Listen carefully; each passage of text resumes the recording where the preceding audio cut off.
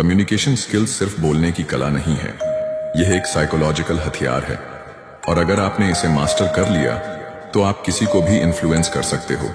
आपने कभी सोचा है, कुछ लोग एक ही बात बोलते हैं लेकिन सामने वाला उस पर ध्यान नहीं देता, और कोई दूसरा वही बात कहे तो लोग उसे फॉलो भी करते हैं और ट्रस्ट भी करते हैं। असल में फर्क होता है कैसे बोला गया ना कि सिर्फ क्या बोला गया। इसलिए आज हम बात करेंगे 5 ऐसी कम्युनिकेशन साइकोलॉजी टेक्निक्स की जो आपकी बातों को नजरअंदाज नहीं बल्कि याद रखा जाएगा। सबसे पहली और शायद सबसे पावरफुल कम्युनिकेशन टेक्निक है मिरर टेक्निक। कभी कभी ऐसा होता है ना कि आप किसी से पहली बार मिलते हो लेकिन कुछ ही मिनटों में ऐसा फील होता है कि यार ये बंदा अपना सा लग रहा है। वो कनेक्शन अचानक से बन जाता है और आप सोचने लगते हो ऐसा क्या खास हुआ। असल में सामने वाला इंसान शायद आपकी body language, tone of voice या बोलने का स्टाइल थोड़ा बहुत मैच कर रहा था। इसे ही कहते हैं मिरर टेक्निक। इसका मतलब ये नहीं कि आप सामने वाले की नकल करो कि अगर वह हाथ हिलाए तो आप भी हाथ हिला दो या अगर वो खांसे तो आप भी खांसो। नहीं, वो तो फेक लगेगा। मिररिंग सेटल होनी चाहिए, इतनी सॉफ्ट कि सामने वाला खुद भी नोटिस ना कर पाए लेकिन अंदर ही अंदर उसे लगे कि हाँ यार ये बंदा मेरे जैसा है, इस पर भरोसा किया जा सकता है। उदाहरण के लिए, अगर कोई बहुत धीरे और शांत बोल रहा है तो आप भी उसी पेस में रिस्पॉन्ड करो।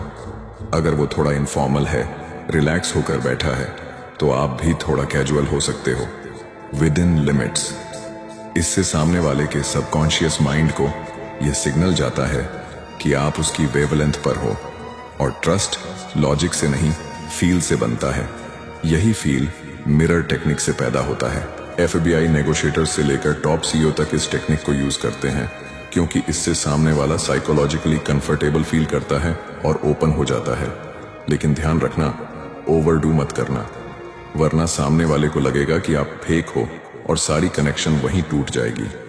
एक बार यह टेक्निक नेचुरल तरीके से आ गई ना तो आप किसी भी इंसान, चाहे वो क्लाइंट हो, स्ट्रेंजर हो या कोई अथॉरिटी फिगर, उसके साथ एक इनविजिबल कनेक्शन बना सकते हो जो आपकी बातों को ऑटोमेटिकली ज्यादा पावरफुल बना देता है। और यह तो बस शुरुआत है।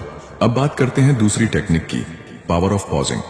अब सोचो, आपने कभी किसी ऐसे इंसान को बोलते सुना है जो बिना रुके, बिना सांस लिए बस बोले जा रहा हो, एक ही फ्लो में, सेम टोन में? क्या आप ऐसे इंसान की बातों को ध्यान से सुनते हो? शायद नहीं, क्योंकि बिना पॉज के स्पीच सिर्फ नॉइज बन जाती है। लेकिन अगर कोई इंसान थोड़ी थोड़ी देर में पॉज लेकर बोलता है तो आपका दिमाग अलर्ट हो जाता है। साइकोलॉजी कहती है कि इंसान का दिमाग साइलेंस को सीरियस लेता है। एक पॉज आपकी बात को सिर्फ क्लियर ही नहीं करता बल्कि उसे पावरफुल भी बनाता है। उदाहरण, अगर कम्युनिकेशन में पावर चाहिए तो साइलेंस को समझो। उस पॉज ने उस लाइन को कितना गहरा बना दिया। देखा, वो 1 सेकंड की चुप्पी आपकी बातों में वजन डाल देती है। और यही पॉज आपके शब्दों को, आपके इमोशंस को और आपके प्रेजेंस को और भी असरदार बना देता है। बराक ओबामा, स्टीव जॉब्स, ये पॉजेस के मास्टर्स थे। वो सिर्फ बोलते नहीं थे, उनकी बातों को लोग महसूस करते थे, क्योंकि silence is not empty, it's full of meaning. लेकिन हाँ, पॉज का मतलब यह नहीं कि आप अजीब तरह से चुप हो जाओ। आपको जानना है कि कहाँ पॉज लेना है, कितनी देर का लेना है, क्योंकि पॉज, टोन और बॉडी लैंग्वेज, ये तीनों मिलकर आपके शब्दों में वो इम्पैक्ट पैदा करते हैं जो शोर मचाने से नहीं आता। अब बारी है तीसरी टेक्निक की, एक्टिव लिसनिंग। देखो, ज्यादातर लोग सुनते नहीं हैं, वो बस अपनी बारी का इंतजार कर रहे होते हैं। आप कुछ बोल रहे हो लेकिन उनका दिमाग कहीं और चल रहा होता है। अब मैं क्या बोलूं? अब सोचो, अगर कोई आपकी बात के बीच में मोबाइल देखे, इधर उधर झांके या बस ब्लैंक फेस बनाए बैठे रहे, आपको कैसा लगेगा? लगेगा कि आपकी बात की कोई वैल्यू नहीं है। लेकिन वहीं अगर कोई आपकी आंखों में आंख डालकर सुन रहा हो, बीच बीच में रिएक्ट कर रहा हो, हल्के से सिर हिला रहा हो, तो आपको अंदर से लगेगा, हाँ यार, ये बंदा मेरी बात समझ रहा है। यही होती है एक्टिव लिसनिंग। ये कोई एक्टिंग नहीं है, यह एक एटीट्यूड है। और सबसे मजेदार बात, जब आप किसी की बात ध्यान से सुनते हो तो वह भी आपकी बात को ध्यान से सुनता है।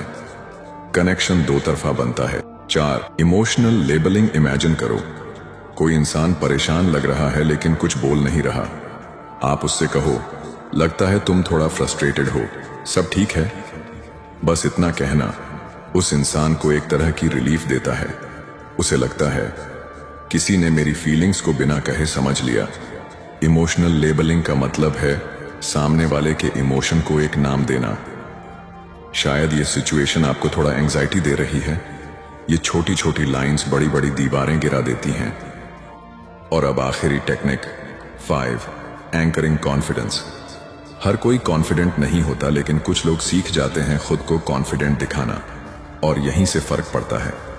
सीधी कमर, आई कांटेक्ट और स्टेबल टोन, ये सब चीजें सामने वाले को साइलेंटली सिग्नल देती हैं, I am in control. Confidence एक वाइब है, और जब आप उसे बार बार प्रैक्टिस करते हो, आप उस वाइब में खुद को एंकर कर देते हो। फिर चाहे कोई भी सिचुएशन हो, आप कनेक्ट कर सकते हो, इन्फ्लुएंस कर सकते हो।